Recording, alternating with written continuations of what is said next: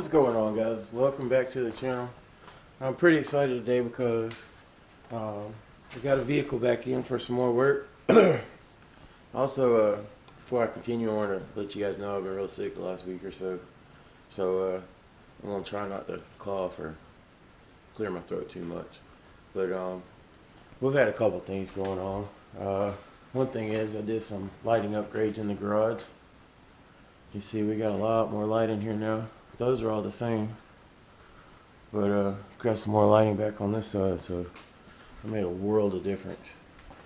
So anyway, some of you may have seen in some of my very first videos that I ever put up that we LS swapped a 1978 Chevy El Camino, and it's back for some upgrades. Since this was done before I started recording, it's kind of nice for it to be back, you know, to get a little video redemption. So I'll try to kind of go through this a little bit and remember what I can about what we did, and you know, we'll go from there. So this is it was freshly rebuilt LQ4 6.0 liter LS style engine, and so we got that put in here. Long tube headers, you know, got some flex light fans, all the wiring and everything. You see the relays over there that are that's for the fans and for the fuel pump, which I'm going to do some upgrading on there. I had a cover on there, and I guess it's missing now. I did this, it's been about 2 years ago now that we did this swap. So we got the AC working. It's got the original AC for 1978 in the dash, and we were able to integrate that into the PCM. So the AC is computer controlled. So as far as, you know, when you turn it on, the computer controls the fans and the AC compressor and all that stuff. So that's nice. You can see some of the custom AC lines. This is a custom AC line. Got an adapter for one line. This line coming across this side is a custom line. So got all that going. Of course, one of the reasons this thing is here is because the AC compressor actually seized up, so it's going to need a new AC compressor and the AC system serviced again. But that's all right. We've also got a 3-row radiator going in, and so I'm going to have to redo this stuff here, make some different brackets, and the intake is going to get redone also. When this was swapped, this was just something that I used with parts that I was laying around, that I had laying around, and since I did this, got a lot more parts, laying boxes of tubes up there, so should be able to come up with something a little better. But yeah, as far as any of the major stuff under the hood, I mean, it's got a 4L60E transmission that we built. Like I said, the engine was completely rebuilt, and I'm going to try to find pictures. I know I've got a good bit of pictures on the computer, so at the end of this video I'll put a little montage of all the photos I have of this swap. Did a lot of work as far as kind of restoring the wiring system in the car. You know, the windshield wipers weren't working, the windshield washer wasn't working, cruise control, you know, none of the brake lights worked. A lot of stuff like that I went through and got straightened out. So everything on this car, pretty much as far as I know, everything works. It's got all the creature comforts, you know, windshield washers, all the turn signals work, which don't sound like a big deal, but on a 1978 vehicle, most of the time you got to work on that kind of stuff to get it going. So the PCM is fully integrated. into the vehicle wiring. So what we did, I put this Dakota Digital dash in here. Let's see. So all that stuff works. The engine light works. I mean, everything's fully integrated, like I said. This is the stock ignition system and everything. So I mean, it's all tied in. If you know, pretty much, if anybody saw this thing, I mean, for the most part, you wouldn't know that it wasn't factory. So that's kind of what we like to go for. I did an interior swap. He had a Monte Carlo. It was a special edition Monte Carlo, so it's got the newer style dash in it. As you can see, it used to have a burgundy interior, and some of the pieces were missing. Which he's still, I'm assuming, going to be looking for those, but we swapped out everything we could because the old interior was pretty busted up. Put the steering wheel in. Even the horn works. All the interior lights you can see are working. When I had the dash out, I built a completely new harness for it and completely restored all the wiring in the dash, even down to the radio plug. It was all restored back to factory, and got speakers up in the dash. You know, everything's pretty much like brand new as far as the wiring goes.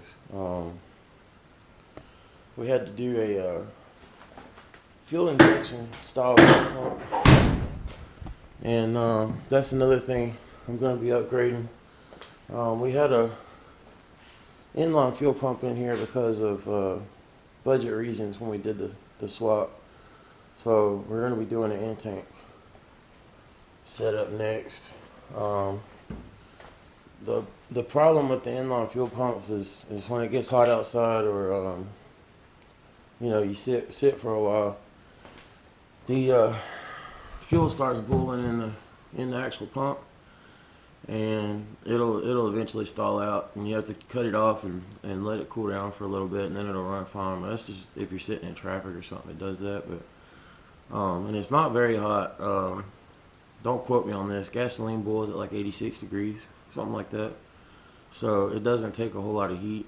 So the benefit of the in-tank pump is just going to be that the pump itself will be submerged in the tank with the fuel, and it'll help keep it cool. So that's the only issue as far as the fuel system. But we did all suspension on this thing, all new shocks and springs. Got QA1 control arms and polyurethane bushings. I mean, we got a lot of good stuff in here. So true dual exhaust. I believe it has Flowmaster 40s in it. The other main thing that it's here for is the front brakes are getting upgraded, and also the rear axle. This thing still got the stock 241 open differential rear end in it, so we haven't completely nailed down what we're putting in here yet, but we're looking for basically like some 373 gears with a limited slip. So once I can figure out exactly how we're going to do that, I've got a couple of different rear ends, and we may have to order some axles to go in like a S10 rear end or whatever. We're still working that out, but there'll be another video about that. But then once we get that done, I'm gonna have to retune the vehicle, especially even with the cold air intake. There's gonna be a few things that are changed around, so it's gonna have to definitely be retuned. But this is pretty much it, man. This car's clean. You know, I know he's wanting to have it repainted at some point, but the paint's really not that bad on it.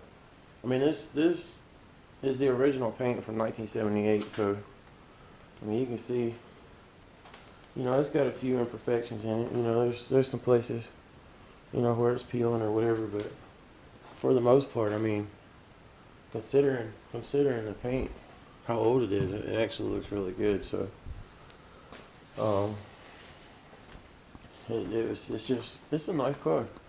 You know, the front end's in good shape, and of course I got a can't really see it too much, but there's a transmission cooler, and you know, I had to put a power steering cooler on here. I think I actually put a power steering cooler on here from I think a Trailblazer, if I remember right. It's mounted on the bottom just like a Trailblazer would be. And we did use the original power steering pump from the car, but we were able to change the hoses around. No, I said that backwards.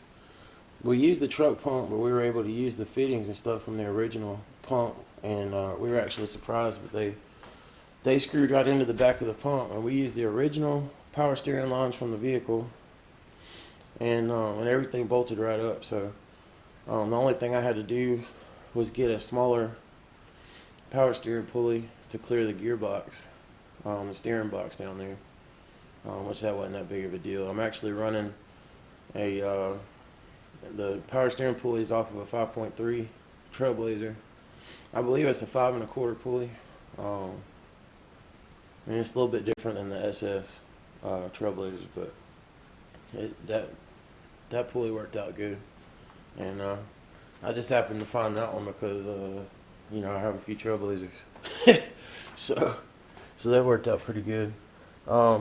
We did end up keeping the truck accessory drive on this thing, and it clears the hood pretty good. We couldn't put an engine cover on it, and in this particular throttle body, it's a 3-bolt, but we did have to notch the hood, and it clears a lot. Like it would barely touch it before, but we just wanted to make sure if the engine moved or something that it didn't make contact with anything.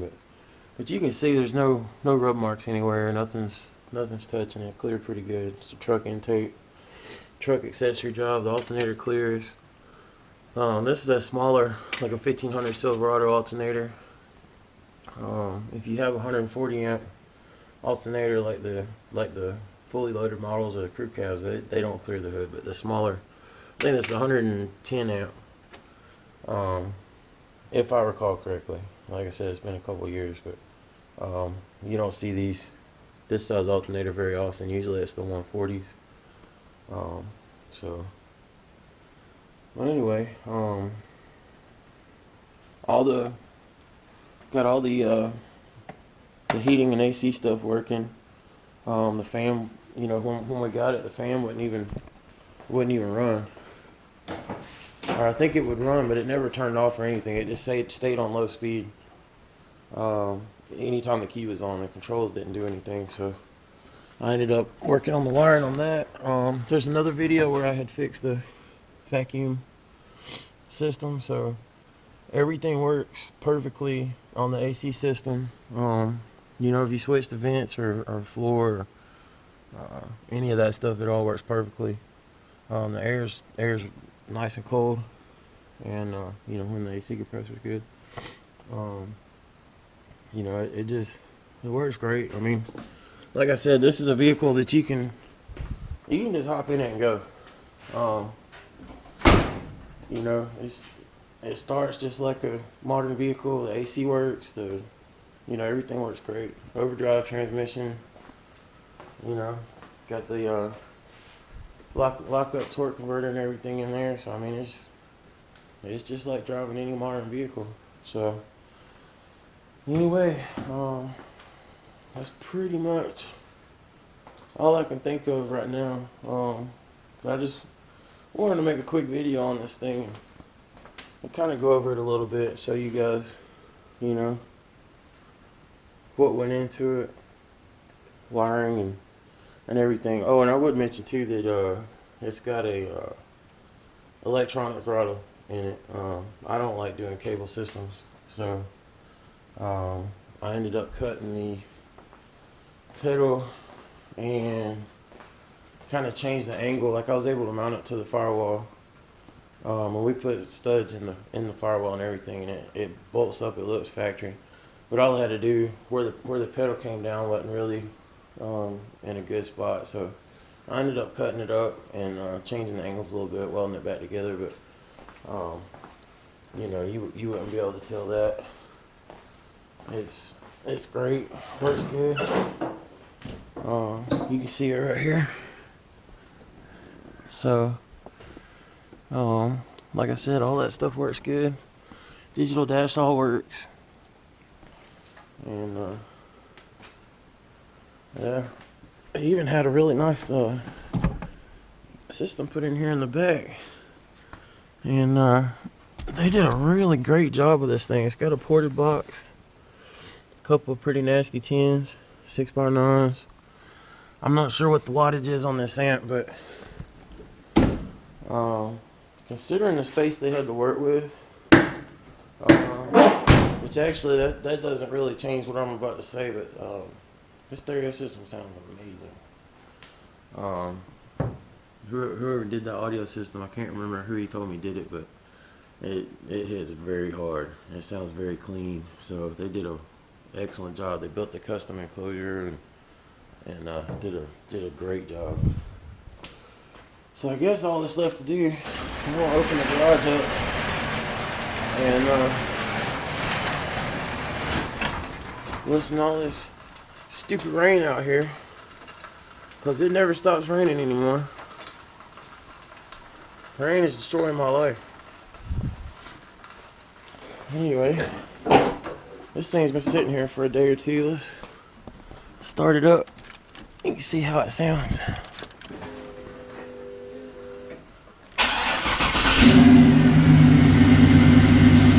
Pretty sweet, right? Apparently he's only put 3,258 miles on it in 2 years.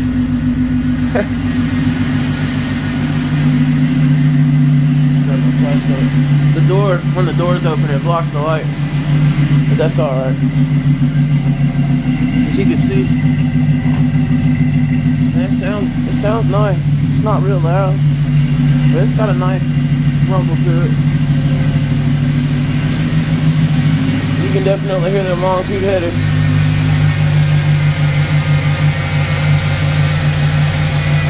But it tucks right up in there, no problem.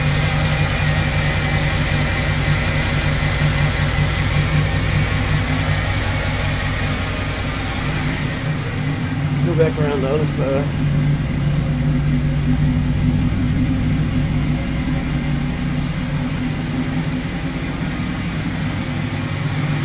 I hear that power steering pump whining a little bit.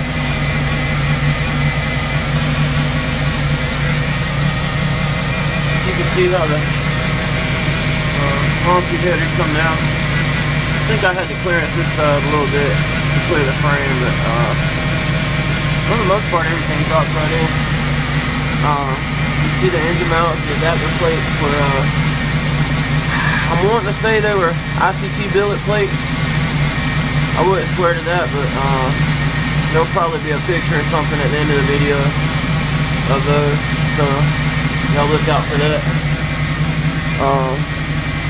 Like I said, I'm going to also try to come through and kind of clean up a few things, redo the intake. It's going to have a 3-row radiator, and you know, I got a couple other little things I'm going to do, like redo this relay panel I made, build another cover for it, as the other one was either missing or broke or something, I don't know. But I got some better relays to put in for the fans. You can see those flex light fans. Those are the S480s, same ones I run on the ProCharge Trailblazer, and those are some really good fans. I highly recommend them if anybody wants to need some electric fans for a swap or pretty much anything that's the right size for them. They're fantastic fans. So, but yeah, that's pretty much it. I appreciate you guys watching, and sometime over the next couple of weeks, you know, I'll have a couple more videos on this, and you know, we'll take it for a drive, and you know, I'll I'll do some tuning and stuff on it, and you know, get to see really how good it runs and how it sounds and everything. I haven't been able to do it yet, but if I can get some help, I might do like a couple of drive-by clips, and because I've been wanting to do that with the Saab 97 and the Trailblazer, do some drive-by clips. So we'll see what we can come up with. But yeah, it's a pretty bad boy right here. Moves out even with that 241 gear in the back. This thing rolls out pretty good. It's not real quick right off the line, but as soon as you get up a little bit in RPMs, this thing will pin you back in the seat. So once we get some 373s in here with you know, with a good limited slip, this thing's gonna be pretty rowdy. So, but anyway, catch you guys next time. Thanks for watching, and we'll see you.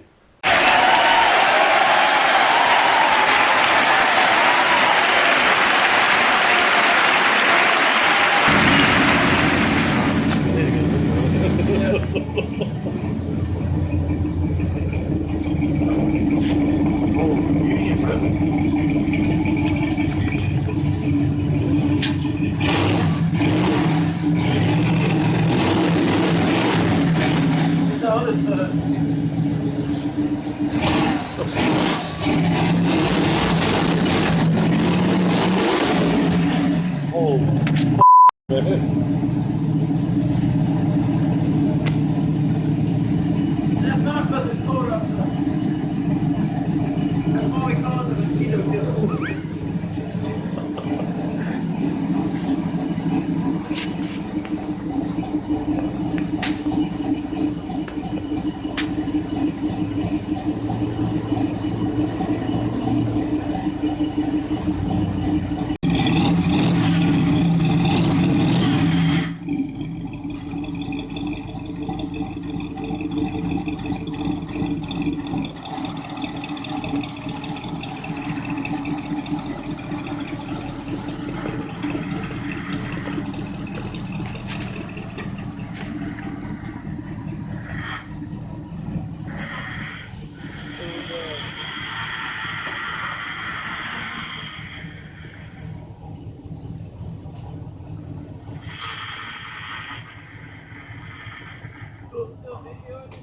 Yeah.